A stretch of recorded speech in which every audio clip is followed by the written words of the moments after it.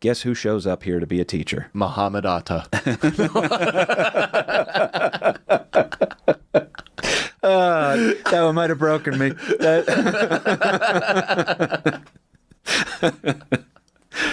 Unfortunately, his time will come. But Ferrie is able to finally combine all of his life's loves into one organization. Flying and young boys. Not kidding here, folks. Ferrie has several inappropriate incidents, reported incidents. This is 1950s to the 1960s. Yeah. They don't talk about this stuff. Kids kept their mouth shut for the most part. We're talking Joe Paterno stuff, man. That was the good old days. That was the whole thing with Joe Paterno. Like, nobody ever talked about it. You just kind of left, like, it's insanity.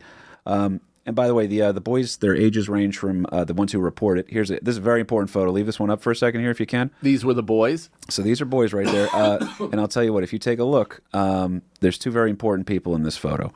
Number one over here is that David Ferrie's in the photo. Okay. That's him with the helmet on over there, I believe. Yep, so that's David Ferrie.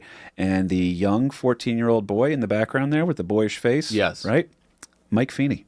It really looks like Feeney. That's crazy. A little bit in there. That's actually a young Lee Harvey Oswald. No kidding. That's yep. And by the way, they'll swear up and down that they've never met each other before. But this photo that was published in 1993 proves that the two of them were at least in a circle like that. I mean, wow. There's a million people. Like, there's ways around this. Be like, oh, I didn't really know all the people there or whatever. But you're in that sort of a group. There's no way that you could just sit there and completely disavow. So clearly they're lying. Right. Yeah, I mean, it seems as though they at least had casual passing conversation. Right. There's a couple people that have come in and out of here at Gas, like other guests on shows. Like, I know them, but I know their face, but I don't know their name. Yeah. And you kind of just play it cool, and hopefully they'll say it or something like that, or you can Google them or something. But yeah, there's no way that you're going to downplay that one, which is why the important note of the time, that was 1955. Okay. And by the way, keep in mind, David Ferrie is getting in trouble for these issues back before kids were reporting issues. So he's again, a problem wherever he goes. He's a lecturer at the Moisant Airport Squadron from June to September. And that's where that young 15-year-old boy joined the squadron named Lee Harvey Oswald. Now, I want to go ahead and try to make David Ferrie. We've said all of his bad stuff out loud. Let's talk about the good stuff. Sure.